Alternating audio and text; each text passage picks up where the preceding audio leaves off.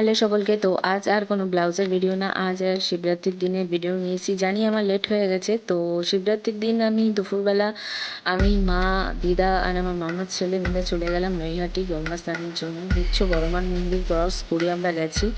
তো তারপরে আমরা গঙ্গার তো অনেকগুলো ঘাট আছে নৈহাটিতে, তো আমরা যেই ঘাটটা সুবিধা হবে সেই ঘাটটায় গেলাম। এই সামনে মা যাচ্ছে, হাতে অনেকগুলো বোতল আমার মা নিয়েছে গঙ্গা জল ভরার জন্য। তো আমরা গেলাম গঙ্গা স্নান করতে। মা আগে ডুব মেরে নিয়েছে, কারণ মার গঙ্গার জল ভরার রয়েছে। মা ডুব মেরে নিয়ে তারপর গঙ্গার জল ভরবে। আর এদিকে দিদাও স্নান করে নিয়েছে। দিদাকে ধরে ধরে নিয়ে এসেছিলাম আগে, কারণ দিদা হাঁটতে পারে না ঠিকভাবে, আর খুব অসুবিধা হয়। তো দিদা আমাকে বলছে যে এদিকে তুই একবারে ডুব মারবি যাতে তোর পুরো চুল ভেজে।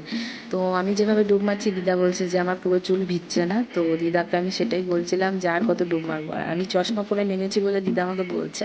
তো আমি চশমা ছাড়া দেখতে পাই না, তো আমার চশমা দরকার হয়। এরপরে আমার স্নান টান কমপ্লিট হয়ে যাওয়ার পর আমরা বেরোনোর পর দেখলাম ওই ঘাটের পাশেই একটা ছোট্ট শিব মন্দির আছে। কিন্তু এখানে যেহেতু অনেকটা লাইন, আর শিব জল ঢালার জন্য আমরা কাউকে জিনিস নিয়ে যাইনি, তার জন্য আমরা আর জলটা ঢাললাম না। তারপরে আমি দু তিনটে দোকান চেঞ্জ করার পর আমার শাখাটা চেঞ্জ করার ছিল, ওর জন্য আমি দু তিনটে দোকান ঘুরে লাস্টে এই শাখাটা আমার পছন্দ হলো।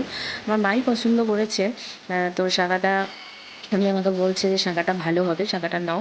তো লাস্টে আমি এই শাখাটা নিলাম। দেখো তোমাদের কাছে কেমন লাগে। ভিডিওটা যদি তোমাদের কাছে ভালো লেগে থাকে তাহলে একটা লাইক এবং একটা শেয়ার করে দিই।